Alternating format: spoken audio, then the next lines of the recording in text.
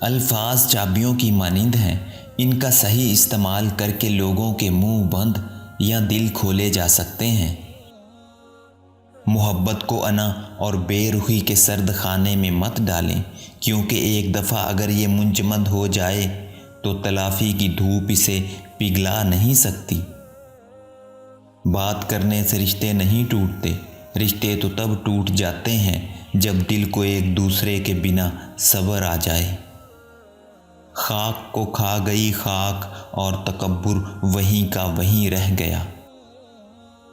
غیرت کے نام پر فقط بیٹی ہی قتل کیوں؟ مارا ہو باپ نے کوئی بیٹا، مثال دو۔ لوگوں کے دل آپ صاف نہیں کر سکتے، مگر اپنا دل صاف رکھنا آپ کے اختیار میں ہے۔ ہر انسان کو یہ فکر تو ہے کہ میرے مرنے کے بعد میری اولاد کا کیا ہوگا، لیکن کسی کو یہ فکر نہیں کہ میرے مرنے کے بعد میرا کیا ہوگا۔ انسان دولت اکٹھی کرتا ہے تاکہ غریبی سے بچ سکے، اور پھر اس دولت کو خرچ نہیں کرتا تاکہ غریب نہ ہو جائے، اور اسی طرح دولت کی موجودگی میں بھی وہ غریبانہ زندگی گزارتا ہے اور آخرکار اس دنیا سے خالی ہاتھ ہی چلا جاتا ہے۔ اپنے بچوں کو دین سکھائیں، باقی سب کچھ ان کو دین سکھا دے گا۔ خوشی اور غم کا دورانیہ ایک جتنا ہی ہوتا ہے، بس خوشی سکون دیتی ہے، اس لیے ہم شمار نہیں کرتے، جبکہ غم تکلیف دیتا ہے اور ہم دن گننے بیٹھ جاتے ہیں۔ سمندر کا پورا پانی کشتی کو نہیں ڈبو سکتا جب تک کہ کشتی میں داخل نہ ہو جائے، اسی طرح پوری دنیا کی برائی آپ کو نقصان نہیں دے سکتی جب تک کہ آپ کے ذہن اور روح پر اپنا اثر نہ جما دے۔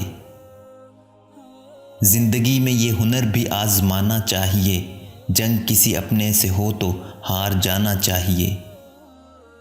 جاہل سے بحث کبھی نہیں کرنی چاہیے، کیونکہ وہ عام سی گفتگو کو پہلے بحث میں تبدیل کرتا ہے، اور پھر جب دیکھے گا کہ بحث ہاتھوں سے نکل رہی ہے تو اونچی آواز میں بولنا شروع کر دے گا، بد کلامی، گالی اور یہاں تک کہ الزامات پر اتر آئے گا۔ اس لیے ہر شخص کی موت کا ذائقہ اس کے اعمال کے مطابق ہوگا، اس کا ذائقہ دوسروں کی موت سے مختلف ہوگا۔ یہ آپ کی موت ہے تو اس کا ذائقہ بھی آپ ہی کو چکھنا ہوگا، لہٰذا ابھی سے اپنے معاملات آباد درست کر لیں تاکہ موت کا ذائقہ کڑوا نہ لگے۔ ہمیشہ خوش رہنے کا مطلب یہ نہیں کہ سب ٹھیک ہے، اس کا مطلب یہ ہے کہ آپ نے فیصلہ کر لیا ہے کہ اپنے رب کے سوا اپنے دکھ کسی کو نہیں دکھانے۔ یہ اتنی خوبصورت دعا ہے کہ دل چاہتا ہے کہ بار بار دعا دوں۔ اللہ تعالیٰ آپ کو اتنا عطا فرمائے جتنی اس کی شان ہے، اتنی خطا معاف فرمائے جتنا وہ رحمان ہے، اور آزمائشوں سے اتنا محفوظ فرمائے جتنا وہ مہربان ہے۔